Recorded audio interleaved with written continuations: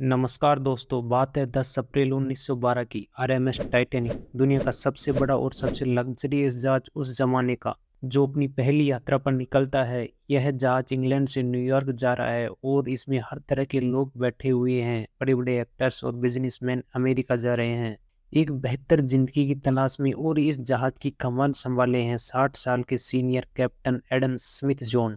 Public में, media में और पैसेंजर में बहुत एक्साइटमेंट है इस टाइटैनिक जहाज को लेकर। आखिर ना सिर्फ यह दुनिया की सबसे बड़ी जहाज है, बल्कि इसको बनाने में जो लग्जरी इस्तेमाल की गई वो दिल दहला देने वाली है। उस जमाने में इसको बनाने में जो कॉस्ट लगी थी वो करीब 7.5 मिलियन डॉलर थी, जो आज की जमाने की बात की जाए तो वह करीब 400 मिलियन डॉलर के बराबर होगी। शिप के अंदर की फैसिलिटीज और डेकोरेशन किसी भी 5 स्टार होटल को पीछे छोड़ देगी। स्टेन ग्लास की खिड़कियां, heated swimming pool, Turkish bath, electric bath, एक जिम, 4 लग्जरीज रेस्टोरेंट और एक लाइब्रेरी और भी कई तरह के सेफ्टी फीचर्स का इस्तेमाल किया गया था इस टाइटैनिक को बनाने में।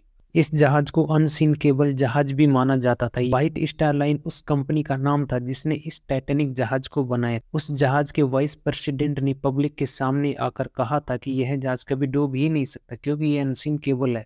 लेकिन अपने पहले सफर के रवाना होने के सिर्फ 2 दिन बाद ही 12 अप्रैल 1912 को टाइटैनिक को पहली आइस वार्निंग मिलने लग जाती है। यानी जिस अटलांटिक महासागर से होकर यह गुजर रहा था उसी रास्ते में बड़े बड़े बर्फ के पहाड़ मौजूद है। समुद्र से गुजरने वाले जहाज अक्सर अपने आसपास से गुजरने वाले जहाजों को रेडियो के थ्रू कम्युनिकेट करके बताते रहते हैं कि समुद्र के इस एरिया में बहुत ज्यादा बर्फ मौजूद है, कृपया ध्यान से आगे बढ़ना। इस वार्निंग को रिसीव करने के बाद टाइटैनिक इस खतरे से तो निकल जाता है, लेकिन अपनी स्पीड को कम नहीं करता और करीब 40 किलोमीटर प्रति घंटा की रफ्तार से आगे बढ़ रहा होता है।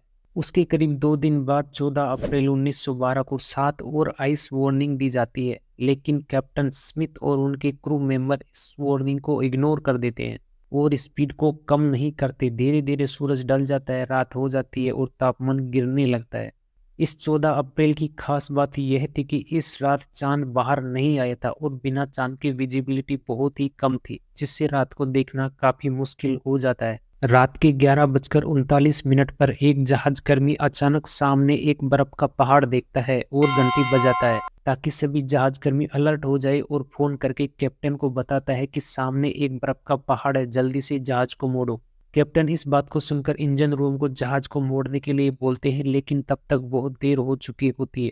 ठीक 1 मिनट बाद 11:40 पर जहाज बर्फ की चट्टान से टकरा जाता है और आइसबर्ग भी कोई छोटा मोटा नहीं था। यह एक फुटबॉल के मैदान जितना बड़ा था और टक्कर इतनी भयंकर थी कि जहाज में छेद हो गया और धीरे धीरे पानी भरने लगा। 16 कंपार्टमेंट में से 6 में पानी भर चुका था। इसका मतलब यह था कि इस जहाज को डूबने से अब नहीं बचाया जा सकता। यह अनसिंकेबल जहाज भी अब डूब जाएगा। टकराव के करीब 20 मिनट बाद यानी 12 बजे कैप्टन स्मिथ ऑर्डर करते हैं अपने क्रू मेंबर को कि एक डिस्ट्रेस कॉल भेजो रेडियो पर, जिससे हमारे आसपास जो जहाज होंगे वह शायद अपने सिग्नल को पकड़ ले और हमको बचाने के लिए आ जाए। लगातार रेडियो सिग्नल भेजने के बाद करीब 20 मिनट बाद एक जहाज जो टाइटैनिक से करीब 107 किलोमीटर दूर था वह इस सिग्नल को पकड़ तो लेता है, लेकिन उस जहाज को भी टाइटैनिक तक पहुंचने में करीब 3.5 घंटे का समय लग जाएगा। क्या 3.5 घंटे में टाइटैनिक जहाज बचा रह सकता है? और बाकी क्रू मेंबर हवा में रॉकेट छोड़ते हैं कि अगर कोई आसपास जहाज होगी तो वह हमारी तरफ ध्यान दे देगी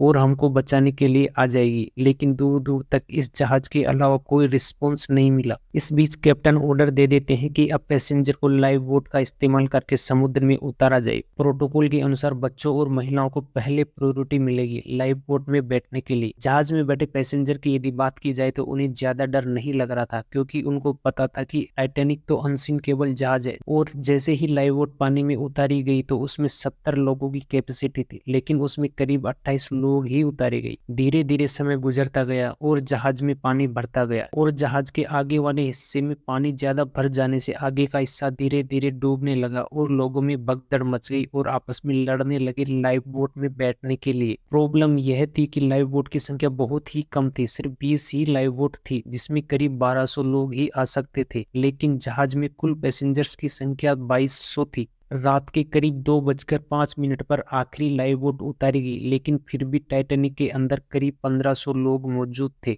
और 2:20 पर टाइटैनिक 2 टुकड़ों में टूट गया और पूरी तरह से पानी में डूब गया। इस तरह 3 घंटे भी नहीं लगे इस जहाज को डूबने में, जिसको अनसिन केबल जहाज कहा जाता था। 1500 लोग जो जहाज में मौजूद थे वो ये तो जहाज के साथ पानी में डूब गए, और जिन लोगों को तैरना आता था वो पानी बहुत ज्यादा ठंडा होने की वजह से मर गए, क्योंकि पानी का टेम्परेचर -2 डिग्री सेल्सियस था।